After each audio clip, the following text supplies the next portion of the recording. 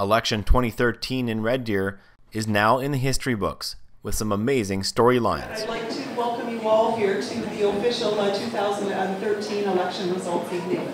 Early on, it was anybody's race. Currently leading for the mayor of Red Deer is Tara Veer with 1,011 votes.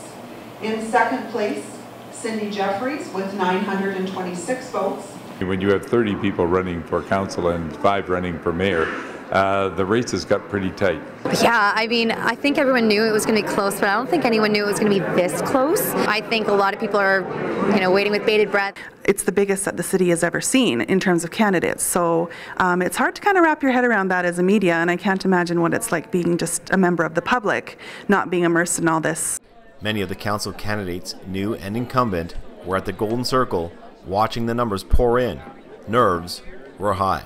It was one of the things I've felt I've always wanted to aspire to, but when I saw a field of 30 candidates, I'll tell you it was a pretty nerve-wracking experience. So it still is. I mean, it's still early in the polls, so we'll see how it fleshes out at the end of the night. This is theater.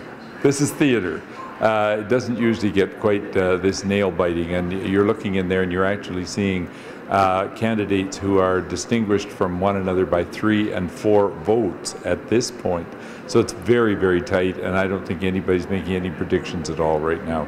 Well, I think as a media perspective, I mean, we've got 2 very strong candidates for mayor, which is huge. And of course, in the voting tonight and the polls that are coming so far, we're seeing that it's very, very close, so it's too close to call. Turnout at this election was expected to be high, thanks to some hot-button issues and the voting of a new mayor. I think with some of the candidates are running on 1 or 2 issues alone. They're passionate about something themselves, and they've decided to put their name into the race, whether it's bike lanes. We're seeing lots of financial issues. They want to tighten up the purse strings in the city and also get the community more connected too. I think we're seeing that as an issue also. There's certainly a pulse and a unified conversation in Red Deer.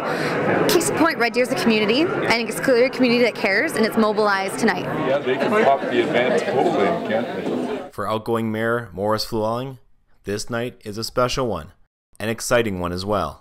I'm looking at the numbers and I'm seeing them come in. I have some predictions that I made at home, and I'm anxious to see the final numbers and see how close my predictions come. Maurice was really loved in the city, I think, and he was a great ambassador for the city. He just really connected with people, and he was really great that way, and he went out of his way to make people feel welcome in the city, and I think the new mayor has a lot to live up to. So.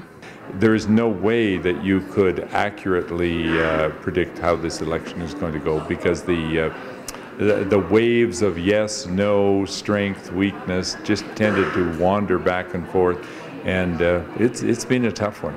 Early on, the race for mayor between Tara Veer and Cindy Jeffries was a close one.